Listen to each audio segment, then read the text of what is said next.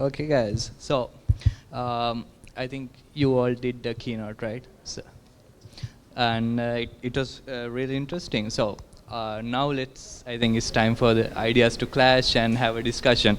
So just to start off everything, let's talk about the industry right now, because that's why we all are here. So let's start with this small question. What do you think is the status of the Sri Lankan game development industry right now, according to your opinion? I would say we are growing. It's been much bigger than when I initially started out. And also seeing all these games that are being developed, there's a much more wider variety than before, which is really positive. You know, it means that our creative individuals are getting into this field and really exploring what kind of titles they can make out there. Yeah, so from when I started making games, I didn't see anyone around me sort of who has done this before, or to even take, hey, why do you guys do this? Why are you using this engine? Is there a better thing to do? Now, I think this event alone is a testament for how much Sri Lankan game development has expanded throughout the years. And it's so great to see, because I see a lot of young people who are starting out game development coming and talking and sharing their experience and asking the questions that I had all those years ago. And I think I'm just like living through you guys, because it brings me such joy to be able to actually answer those questions, because it is questions that I've had, and being able to go through that grind and figure it out and try to tell you guys, hey, this is what we did, it's a really good place to be, and I'm happy to do so. And I think it's one of the most emerging markets in Sri Lanka at the moment.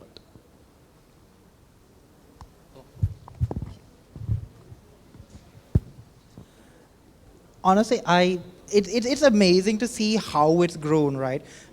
When we were first getting into the industry, there were like 3 studios back in like 2019 who were doing this, and now I walk like I'm here, and you throw one stone, you're gonna hit like a random developer, and they'll be doing their own project, and it's something that you haven't seen done in the country before, and it's like the net that's being cast by the creatives we have here is insane. And it's not only the games industry, but games industry adjacent industries, right?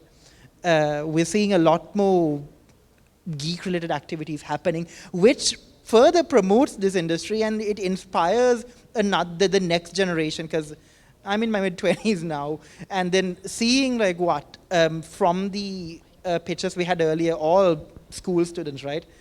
It gets me super excited, especially when they come up and ask questions like, oh, how do we do this? How do we do that? It's just, the words escape me. Do you have any moment where you kind of feel like you wish you had someone like you to guide you when you had those 100%, because over the years, I've stumbled through so many problems in the industry, I guess, starting our degree, we're told, oh, you'll have jobs by the time you graduate. What jobs?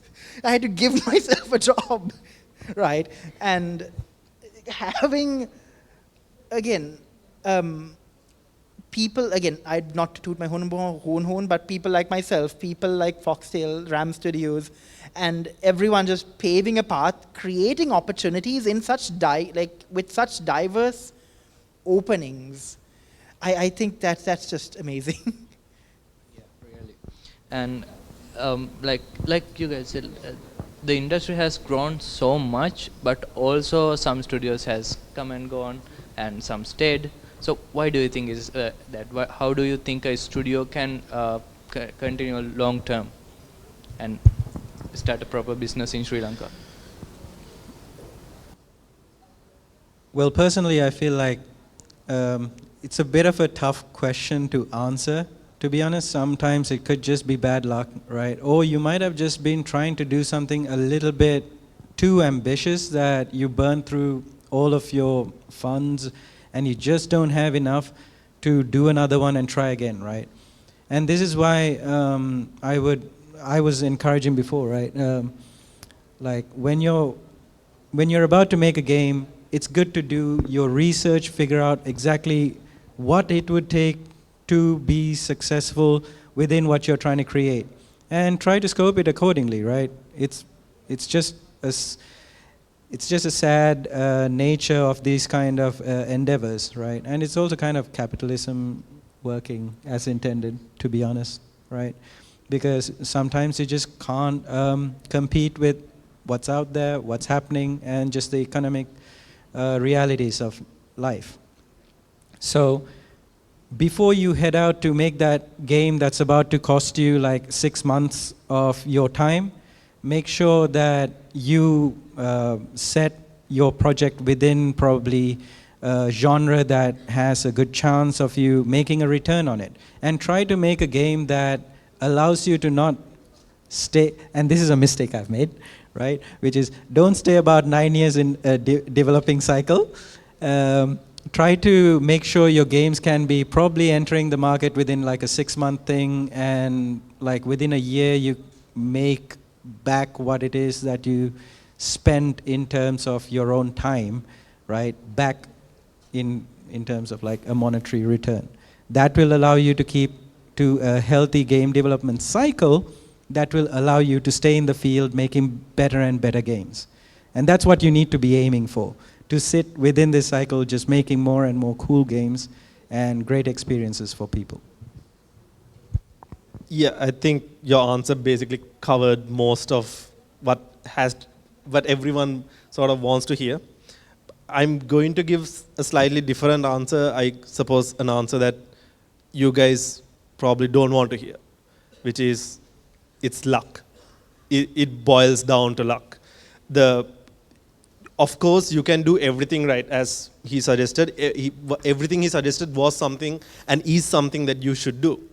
But I'm telling, even a studio that starts out doing everything right has the potential to fail just simply because they got unlucky. I'm pretty sure that almost any studio that is here, when you guys are thriving, when you guys have multiple projects, when you guys probably have publishers who are knocking on your door, everything seems right? But all of this suddenly disappears within a couple of months, and then when you are looking for projects, it's just like barren wasteland, right? I've seen people who have made a game and who have come and like that game just flopped. No one played it, and like a couple of years later, everyone is playing it. Among Us is a perfect example of this, right? The studio was considering an Among Us 2 before Among Us blew up. It's luck. If someone takes your game and plays it and writes a good review, it suddenly goes viral and becomes the next thing that is going to support your studio. There is so many things that you can do right, but I need you to understand that if your game flops, if your game doesn't work out, don't think of it as you did everything wrong or you did everything right, why didn't it work? It boils down to luck. You can manipulate that luck formula, as he said. You can always keep your development windows small. You can keep funds low.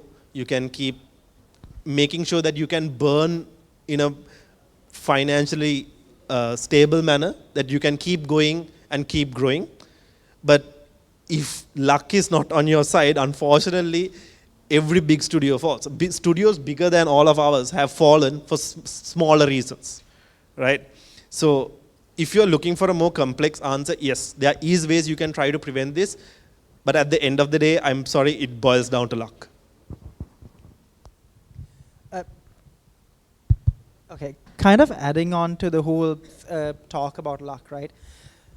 Luck plays a massive role in this, but what I'm more interested in seeing is the concept of genealogy kind of playing in this whole thing, because I work at, I got my start at a studio that no longer exists. However, it is fascinating to see how many of those developers and artists from that studio have gone off and started their own thing, working freelance work. And myself, for example, I never thought I'd be having my own team, but God forbid we fail at a certain point, because it's not like what it can be an inevitability. And I've told my team, hey, there's a possibility this might happen, and if it does, I want you all to be equipped and have the ability to be able to do your own thing.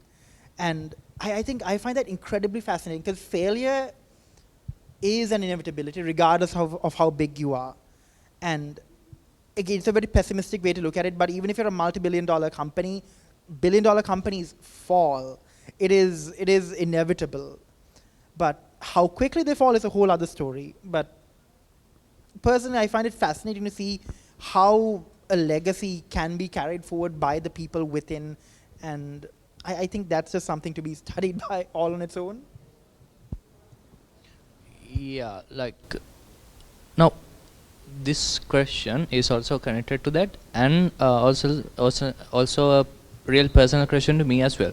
Do you think does the vision matters when someone starts a company? Because our company has been running completely on vision. That's why we started. That's why our team is here. So do you think it matters, and why?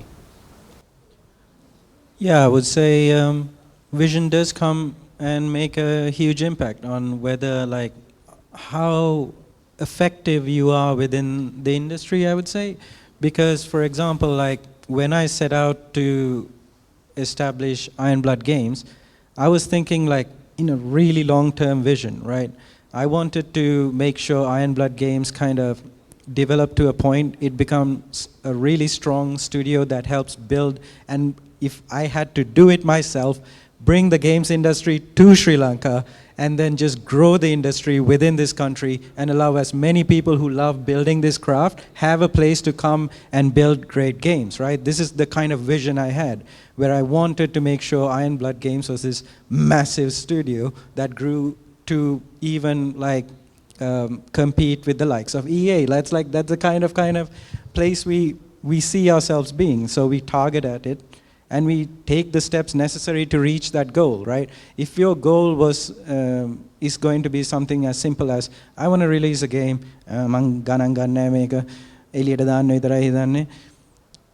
you're kind of setting yourself up to kind of a short-term life cycle of your journey in games development, right? You need to think about where I would like to be in maybe 5 to 10 years' time. Like, where do you want to be? What do you want to achieve within this game industry? And if you can target towards it, you end up making plans for it. This is kind of anything in life that you set out to do, to be honest, right? Having a vision long term helps you be just generally more successful at what you are setting out to do. So I think you spoke really well about that. That's very true. So even when we started Foxtale Studios and when we started going, before we met all these great studios, I had this idea that we lead the charge in setting the standard for game development in Sri Lanka. It's not the fact that the standard was bad in Sri Lanka. It felt more like the standard was invisible. It was hiding. There was no studio coming out and saying, hey, we are going to do this, and this is Sri Lankan made, and this is the standard we set, and this is how all games are going to be from now on from Sri Lanka. So Foxtale Studios was sort of founded with the idea that we follow a standard, we follow the industry standard, and we will help anyone who wants to follow such a certain standard. When it comes to vision, it is probably the most important thing, I would say, if you're starting a studio of your own. If it's monetary value that you are after, there are a million other things which are more suitable that you guys can do. But when your game, maybe one of your games is going to fail. Don't think that every single one of your games is going to succeed. I'm sorry, that's the harsh truth. I feel like I'm being the pessimist in this panel, I'm sorry. Right, so it's going to come into a point, and when those things happen, when months of your hard work is sort of down the drain, what's going to get you through to the next project is not the money you made from a failed project. You're not going to make it.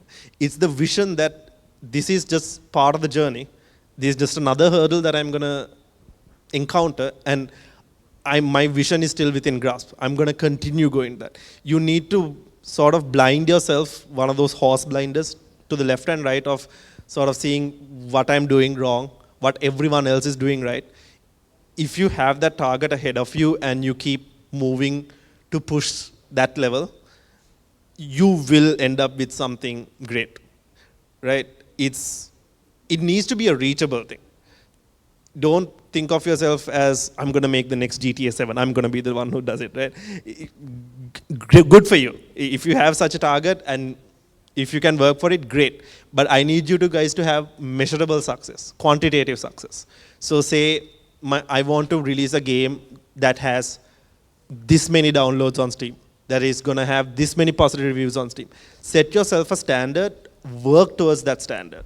And if you fall short of that standard, I need you to look back and think that that's something that you did not have before and be proud of it, right? Game development, especially as studios and as fellow developers, the most important thing that you guys will need to learn and need to do is the fact that you will fail and that you will need to get up, brush yourself off, and try again. It's a continuous cycle of innovation, failing, and retrying until luckily you're going to get a massive success in your hands. And I hope that for all of you guys. The Roman Empire was not built in a singular day, but it was built with one grand vision to conquer all of Europe, to be the greatest empire there was. It wasn't built by one person. It was built with that one singular vision. It was built on top of bloodshed, on wars, on losses, and just a whole load of policy, right? And the way I see it is, when you start a studio and you say, oh, I'm going to do something, don't dream small, never dream small. Small dreams are for small people. And when you're in a country where people want you to be small, you say, screw them. This is my dream. I want to make this work, and y'all better get in line. Oh, get out of the way, because I'm going this direction regardless of what you say. Vision has to be there. Vision has to be there. You have to build a Roman Empire, otherwise what is the point? The average Sri Lankan lives for 75 years, right? I'm 25 now, I've lived through 1/3 of it, and I still have an empire to build, an empire to start, to pass to somebody else. That is a journey that is something going to happen, and I'm going to die trying. And the thing is, vision absolutely has to be there. As I said, it's for like small visions for small people. And I don't think any one of us want to be small people, right? It is just not there. So I think at the end of the day, it's entirely about you, and your vision represents your drive. And the more driven you are, the bigger the vision is, and you can call it luck, but whatever the case is, if you have a vision you want to get to, you will find a way to do it. Yeah. And now, like you all said, the gaming industry was very invisible when you all started, and now it has grown so much. So what do you think Sri Lankan gaming industry needs more? How do you think it can grow? More funding? Probably, I think where we're going right now is actually in a really positive direction. Now that I've just seen since the start of this year, all these studios coming out, making all sorts of different experiences for people. People are finally experimenting in it seems like all the niches, to be honest. I mean, you're doing like an anime thing, right? So it's amazing. And what do we need more of is, well, just, I mean, seeing the trajectory that it's going, it's really healthy in my opinion. So other than the fact that it would be nice to see some supportive factors coming in through the understanding of maybe the country's governing powers, right? Like giving us the kind of resources that we need to grow our studios, to stay atop without drowning, and just make sure our infrastructure is great enough that allows us to continue doing our craft. Do you know that? I mean, just the simple fact that you travel in like the local transit system, right, going back home. Imagine a transit system that is actually modernized to the point that going home isn't going to drain all of your energy, so that once you go home, you can put that 2 or 3 hours into your passion project, and eventually you get to the point that you create the next Among Us, God forbid, right? Like we just don't have that, because like our environment, everything around us kind of puts it against us to succeed almost, but despite that, our passion is the driving force that seems to keep us going and grinding and eventually making it, right? So it would be really nice if like the surrounding factors kind of help us make better products, right? And yeah, it would be nice to have really stable internet as well. And cheap. So I think you mentioned infrastructure, which is so true. 3 years ago, when we were developing games with Foxtale, for those of you guys who don't know Foxtale, we work with a software arm as well. So sometimes the software guys come downstairs to the Foxtale Studios team and tell the internet is down. I'm like, why? Oh, that's because we pushed a 30 GB update to Git. Right? Now we had to come up with this process that if we have a big update, we have to tell everyone, okay, get ready or the internet might go down, right? This was the unfortunate truth, right? And there was no way to store our artwork. Basically, we had to rely on Google Drive. And when I go upstairs saying like, so can I use 100 GB to upload all my work so it doesn't get deleted? They look at me, and we had to set up a system where it auto uploads over the weekend so that I don't disrupt their internet. And sometimes what happens is a new person who joins sort of forgets this system exists, and they come, I get the developers coming down and be like, what happened? And be like, oh, no, it's not us, it's SLT, it's not us, it's like SLT messed up, right? So then we look for solutions everywhere, and like it wasn't easy.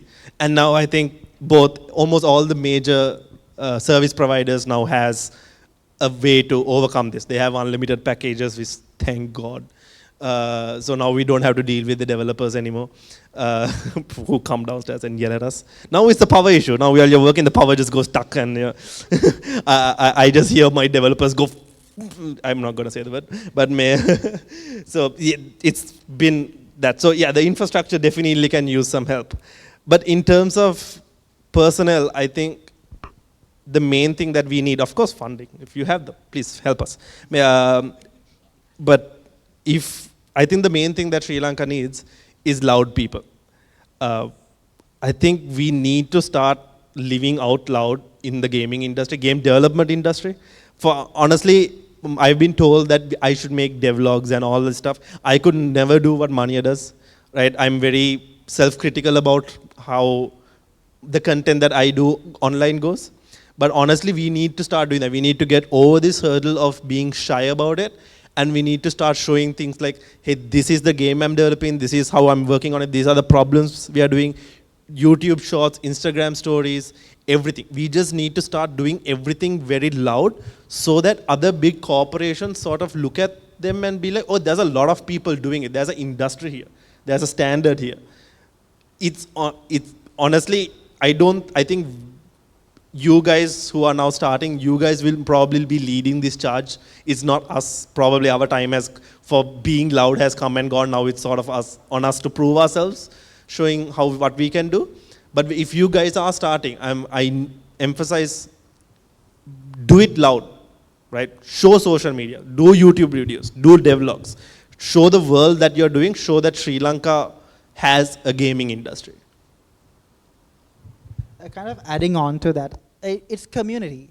Because when we started, Levelstair wasn't a thing. We couldn't reach out to anybody apart from the people in our studio, if they were even in the studio in the first place.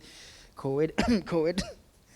You drop a message on the Slack channel, no one would respond, then you'd get a response at like 12 in the night when everyone's awake, right? And I think ape together strong. Right? ape together strong. You can't. This is not like everyone thinks being a solo developer is the dream. It is not. It is sad and depressing.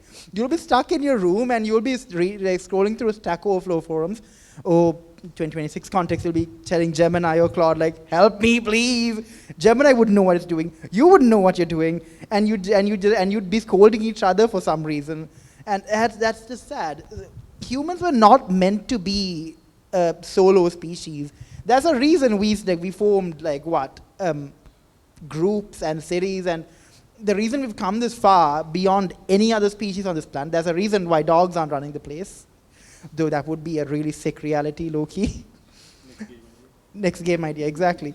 But simply put, we need people in our corner, and this includes obviously the government being involved, saying, hey, we understand that you guys are doing this and we want to support you. Then that would, community would help drive the social stigma of games. And I say, when I told my mom and dad, oh, I want to make games for a living, they looked at me as if I was crazy. The only reason they let me go down this path is because I told, okay, alternatively, I can get into web dev. Because I think that is what most developers, for some reason, I keep getting. If game dev doesn't work, web dev or software. And since that was the alternative path, for sure. But we need a community making it more acceptable to say, I want to be in this industry. Right now, it is hard to say this because the industry is really tough.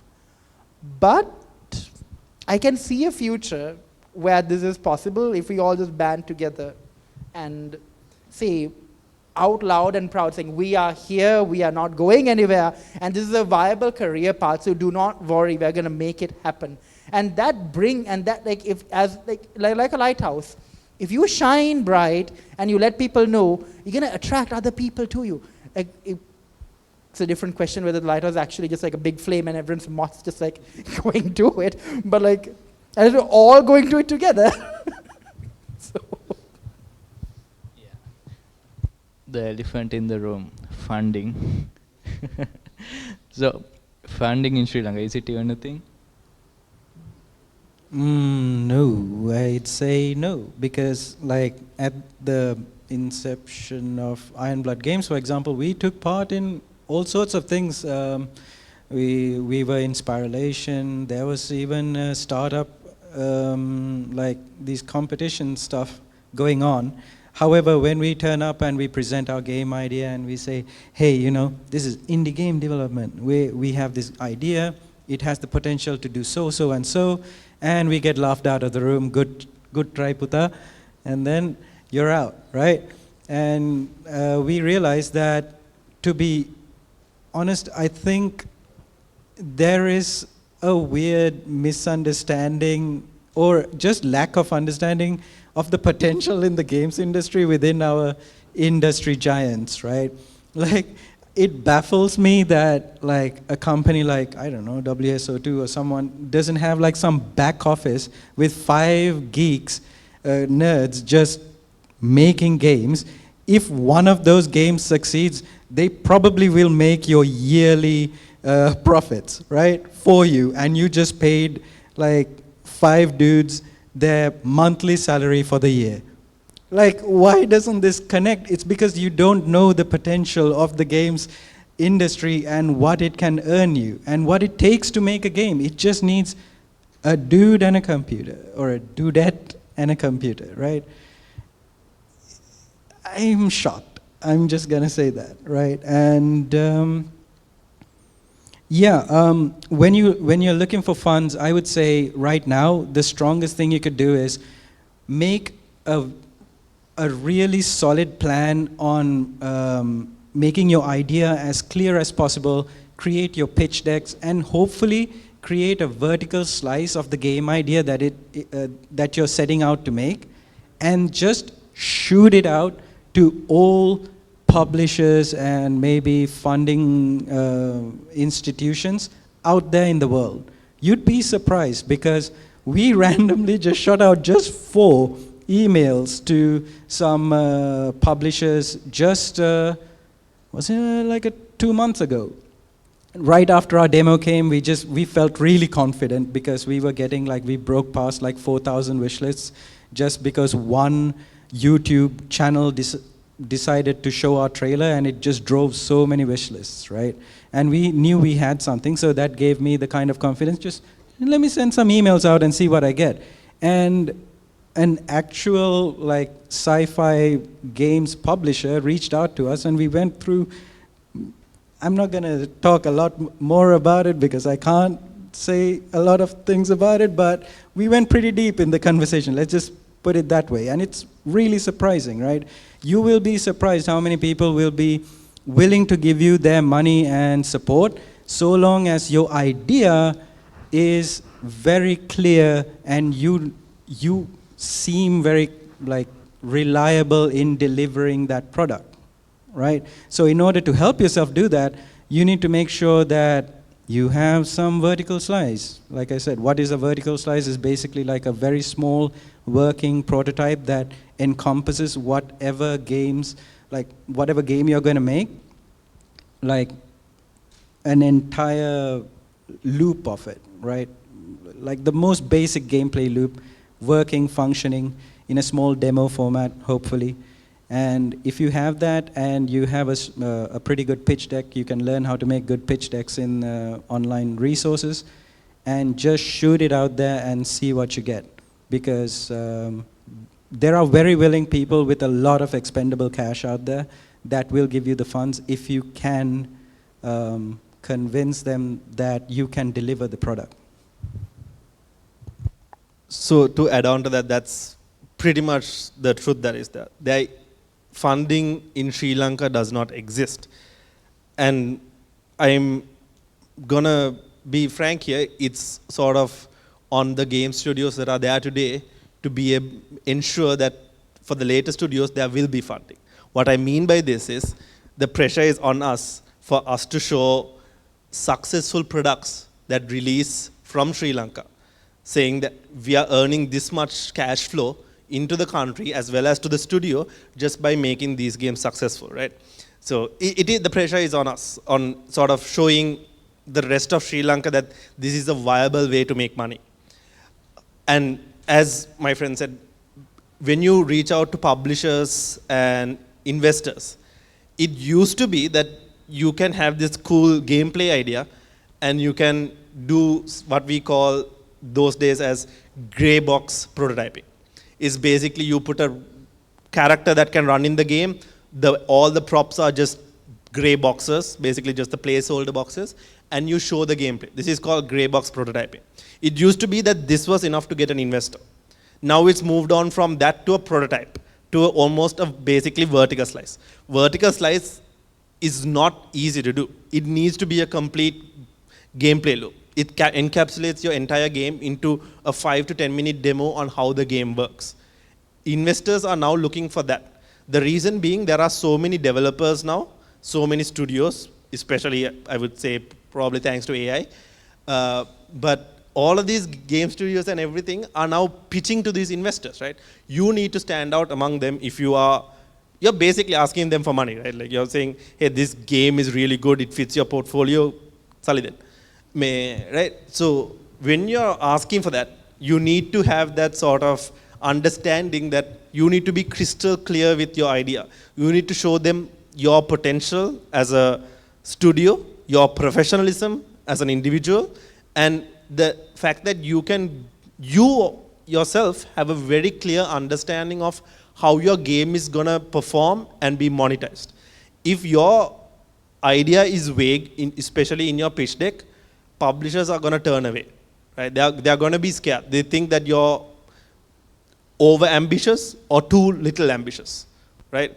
It's funny, I think most of you guys would have also found this out. Sometimes when we put our pitch decks and we say the amount of money we need to run is this much, we've seen some people say that, is that it? Right? They're asking that question like we are trying to scam them out of a little amount of money. So now we are at this weird place like, should we ask for more? Are we undercharging? Yeah, you really have to pad your numbers up, especially if you're sending like a pitch deck over to the US. There's like eyebrows raised, and they're like, what, $200,000? That's all you need for what? A year of development? Really? And I'm like, oh, let me tell you where I'm from. I'm from Sri Lanka. $300 gets us through a month, just like if you're trying to like survive. So, you know, that's how we've done our, you know, our estimates. And then we put in bold lettering in the funding side. This is assuming all of the expansion to our team are all hired within Sri Lanka, and this is like the kind of expenses an average Sri Lankan goes through, and then they're like, oh, okay. Yeah, like when we show our numbers, so we did this when we finished our pitch decks, we did a review process of putting it in, honestly, in different AI agents, trained, having a little model trained by looking at all other successful pitch decks. We mean trained, we told it to go and research and collect the data and store it within stuff, right? It's trained. And then when we put our pitch deck into them and told it to analyze, the first thing that it said was, oh, it looks good, but the major red flag is the amount you guys are asking. I'm like, oh shit, we're asking for too much. Like, it's way too little. I'm like, wait, how much are those developers getting paid? And then I looked at to my boss and be like, how much are we getting paid? Maybe we can ask for more, right? So and the funny thing is, we at Foxtale Studios, we are sort of matching software engineering salaries because game developers are software engineers. And even then, our quotes are much lower than what other studios have been asking. So when we looked at publishers, to make sure that I'm asking the right publisher, one thing I research is what is the least amount of money they have offered and what is the maximum amount of money offered. Consistently, my answer has been the least amount of money they have given for like a 3-month development cycle is $500,000. That's enough for any of our studios to run 2 years, right? And that's for like 3 months, right? It's a weird situation to be in. And I think, as you said, in every email or every message I send to a foreign publisher, we are like, we are from Sri Lanka. If it's possible, I'm going to send them a map, right? Like, we are right below India, right? Like, we are good. Like, our food is relatively cheap. Actually, now with our fuel, we might need to ask for more. But we are relatively okay, you know, living with this. So if you fund us for this much, you know, we'll get you a game for such low prices. But I'm going to be a bit unfortunate thing is we get undercut by many other markets who are doing it for cheaper, who are doing a poor job of it. So the reason why it makes no sense, right? If a publisher sees a lower amount, you would think that they are going to jump on the bandwagon and be like, okay, yeah, that's like pocket change for us, let's get that done. So why aren't they doing it? The reason they are not doing it is because they are burnt by other studios who have asked for that little amount of money and who have delivered a very crappy job. So in the publisher's head, asking for a low amount of money is equivalent to getting a poor result. So if you showcase a game and you say, I only need this amount of money, they think that game is going to come out in a poorer quality. That's the unfortunate truth. But yeah, funding is possible. To basically summarize, funding is possible. It's just that as Sri Lankans, we are going to have to work a lot harder for it. So the sad part is not because we are too expensive, it's because we are too cheap. Like you say, how to put it? Say you are offered an iPhone 17 at USD market, at US market prices in Sri Lanka. You'd look at the seller and be like, what's wrong with you? Because unfortunately, we're in a very, my lobster's too buttery and my steak's too juicy situation for these publishers. You get, again, in Sri Lanka, we have some amazing creative talent, which is concerning because people lump us in with the Indians. And, well, you know, I'm not going to get into that because I'm going to get cancelled immediately for my opinions. Yes, don't worry, one of my best friends is Indian, so I can say things. But, how to put it? Like you said, most markets, they tend to undercut us. And this is not seen particularly in the publishing side, but when it comes to contract and freelance work, it's always a race to the bottom, where you'd walk into a meeting you'd have one number in mind, thinking, oh, this is like reasonable. Then you'd have this random client from the US who spent like who you know for a fact can spend a lot more, saying, giving you like a third of what it would cost you to do. And you ask, how does it happen? And then there's markets that are there to undercut you. So going back to the funding, obviously, like what? I think we're all on the same page here.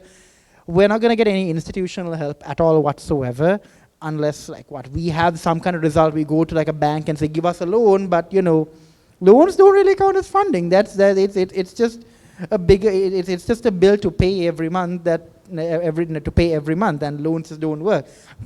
It'll be called investment schemes or like what, business development loans, but is it though? Is it really development when you're paying them back like what, with 25% or 10% extra? And how to put it? In Sri Lanka, how to put it? When it comes to our pricing, our numbers sound really big. You'll say, oh yeah, this project will cost us 3 million rupees. You turn around, convert that to USD, it's only 10K. You go to a client, you say 10K, they're like, are you sure? And it's so weird because it's just a really weird situation. But then there's also the side effect where people think, oh, their currency is weaker, therefore their cost of living are lower. Therefore, we can try to pull the rug from under them. We can pay them less. And again, like, I can't say certain things because it'll get me cancelled. But because we're under a certain country, we are seen as a cheaper option. And this is coming from a client I've worked with in the past. He took the game that we were working on, that we ended up getting. He worked with I'll say it outright, with an Indian studio. And he did not like the quality of their work. They produced the game in such a short period of time. And I think it was like 1 month or 2 months. And you look at it and you're like, oh yeah, you can tell it was made in 1 month or 2 months with a budget of like $1,000, right? So when we say, oh, we'll do the same thing in say 6 months with a budget of like 5, 6, 10K, they'll look at you and be like, they want to say, oh, that's too expensive, but then they remember the times they were burned, and then they start second guessing themselves, and eventually at a certain point, you like tell them, no, hold on, let us do this, let us cook. And like you have to put in a whole load of effort, just way too much effort than it's worth, to even get them on board. And when they do, the expectations are so low to the ground that you do anything, like even your worst work seems like pure magic for some reason. But yeah, funding is definitely is definitely the biggest issue we have right now. And we've talked with a bunch of publishers before, and again we experienced firsthand pricing ourselves too low. We said, oh, we'll have an 18-month development cycle. The initial budget we proposed was like 250K USD for like a team that's like about twice the size we currently have. And still the guy I was talking was like, this seems low. But yeah, funding is difficult, and personally I prefer the bootstrap method because you'll be entirely in control of it and you are your own man. However, it comes with the side effect of not having someone more experienced than you telling you what you're about to do is really stupid. So publishers 50-50. But personally, if we could have one, I'd go for it.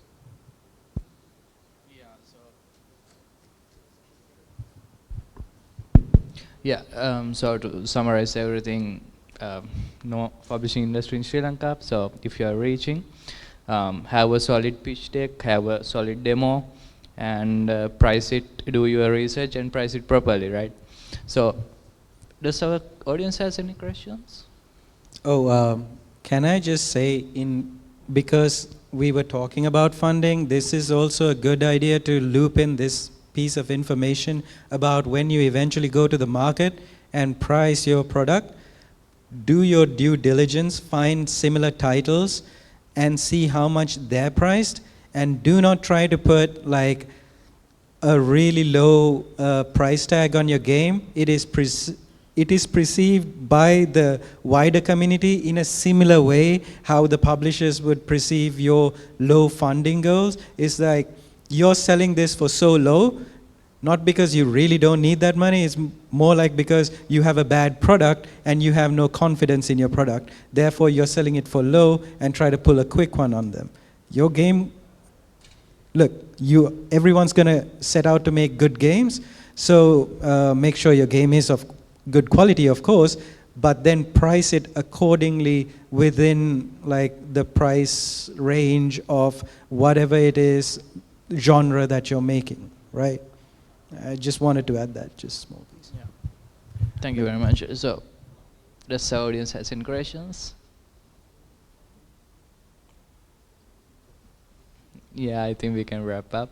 So, just to finish up everything and wrap up everything within quick words, let's say there is a studio that is already confident in the idea, they know the risk and they want to do this. So, what is the best advice that you can give them and what they should know? Plan your launch. Plan your launch well. Are you making a PC game on Steam? What is your run-up to your first initial reveal? What is your run-up to your product actually hitting the market to being purchasable, right? You need a solid plan, and I would encourage anyone who's actually on this journey, there's actually a good resource where you can get good advice on this, on how to like hit certain metrics and just the meta of launching successfully on PC. It's called howtomarketagame.com. Head over there, like learn from those resources, and like just listen to that person. I think his name is Chris Zakowski, and his YouTube channel is a treasure. Like we wish we saw that a little bit earlier before our reveal, but I had made some major mistakes, but simply following some of those advice let us hit that 4,000 wishlist metric simply because I just tried it, right? So it's proven, folks. Make sure your lead up to your launch of your game on Steam has a solid plan, right? You need to hit certain metrics. And let me just reveal certain small numbers. When your game is about to have its first demo on Steam, you need to ensure you have launched it to a point that you can ensure at the very, like, give it the best chance to have 100 concurrent users playing that demo on the first week of it being up there. Because Steam's algorithm is this random robot that is trying to serve up titles to its like users, right? And if it sees, oh, this demo that I just put in front of people, oh, it's getting 100 concurrent users suddenly, I'm going to put this on the front page of the demo section. Boom, your game is going to get past 10,000 wish lists guaranteed as soon as you hit that. Once you get that, you start snowballing this effect, and let's say it leads up to a launch that you have beyond 20,000 or so wish lists, you're going to do well. It's kind of like, you get like a 60 to 70% guarantee you're going to make a bunch of money from that title, right? So just try to hit certain metrics and find out what they are. Check out that resource and plan your like strategy on launching your game. There is a whole like thing for that, you know. You need to make sure that happens.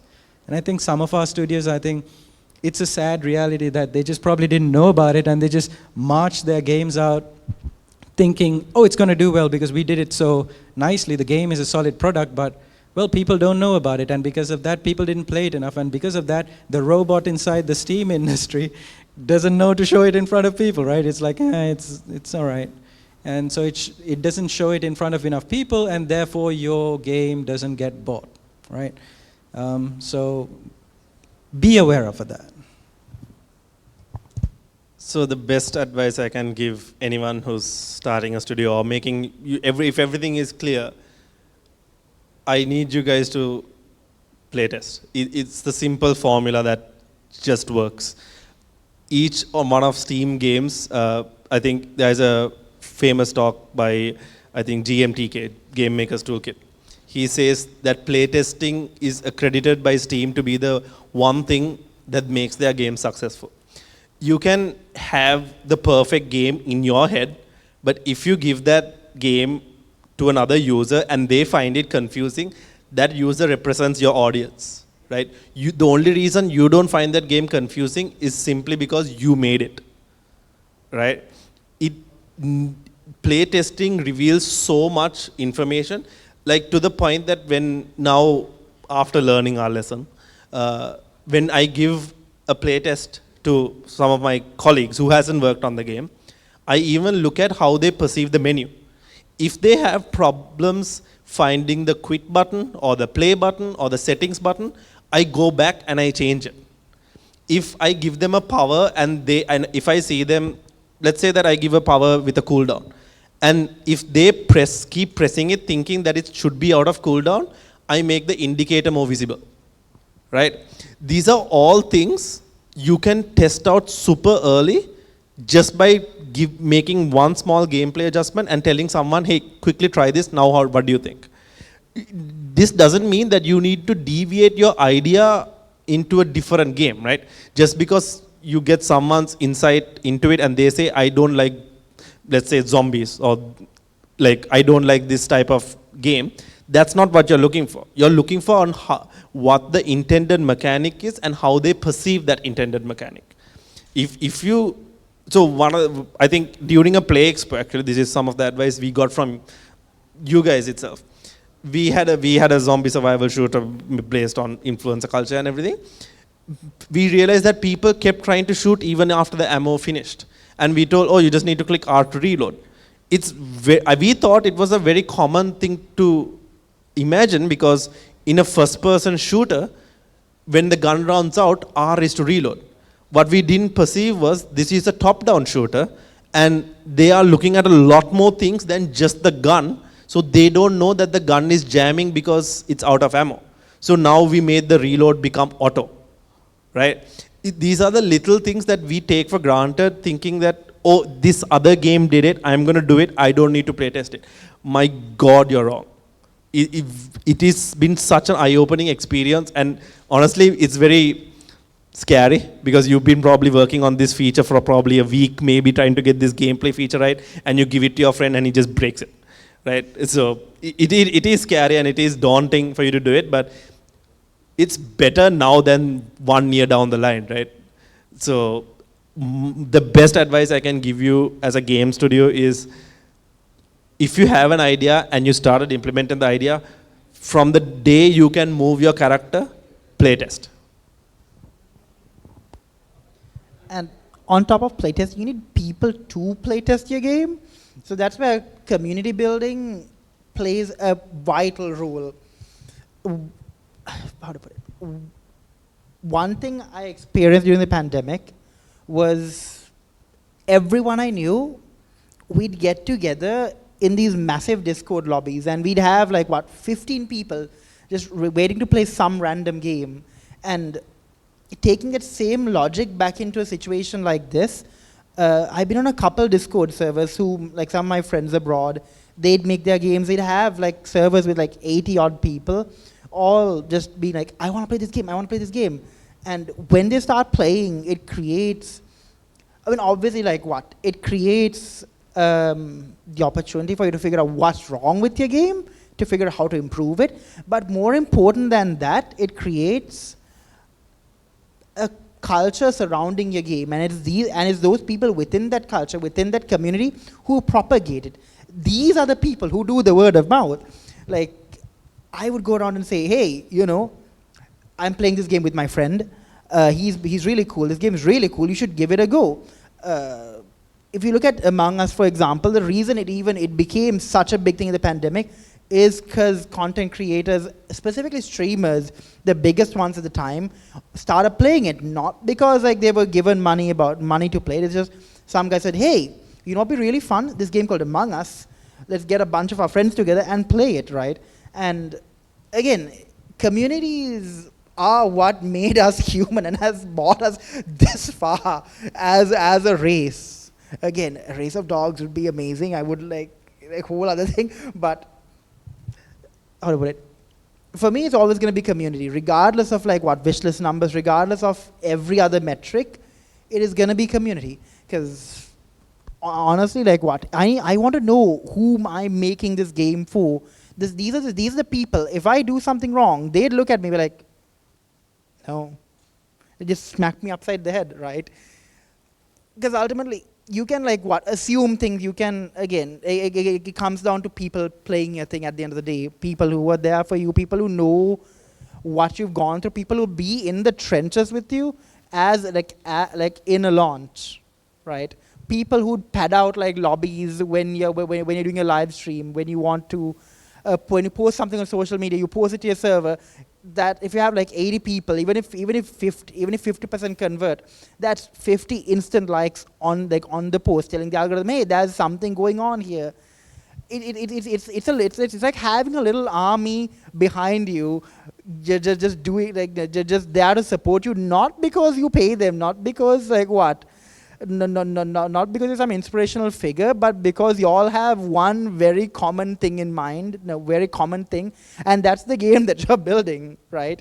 So for me, I think community is the biggest one. I tell people, if you can start a Discord server from day one, like from the day you create an idea, whether it's just you and your friends, go for it, because it's those little moments that when you feel that you've done a horrible job or you're at your lowest moment. It's those people who will be who you'd remember are there waiting for you to release this thing, right? People whom you can rely on and get feedback from, people who will ultimately buy your game, right? Even if it's like a 10% conversion, 5% conversion, 10% of 1,000 is 100 copies sold, right? And if you price it right, that's not an insubstantial amount in our economy. And again, even if 10% of that 1,000 tell two of their friends, that's not an insubstantial number. And again, the point is, ape together strong. We are as strong as the people around us. So yeah, that is I think the biggest thing I tell for any team building out their games. If I can just give you one last piece of advice, just because I don't think anyone told this today. Very quick piece of advice. There are multiple stores which sells assets. All those stores have a free month where it gives away assets freely for a particular time. If you haven't started already, collect these assets.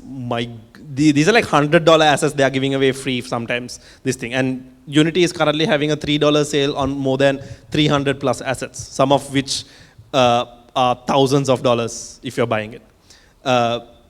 Start collecting that library. If you are planning on starting, especially for prototyping, this will help you so much. So yeah, start collecting that. Hoarding is very good, people. On the point of building your community, hot tip on Steam, you can actually build community events and stuff leading up just from the point you just set up a store page. You don't have a demo, you don't have nothing, you just set up the store page. You can just start yapping about your game and start putting out dev logs, dev updates, and even once you are done like making a demo, you can start broadcasting straight up live streams of your game as you play with your community. Just keep that ball rolling, and that community building aspect will really strengthen a very solid base of fans that will be ready to buy your game day one. Thank you so much, guys. I think those are very solid advices, and since these are the future of gaming industry, these audiences, so I think that would be really useful for them, and it was useful for me. So thank you very much again, yeah, thank you so much.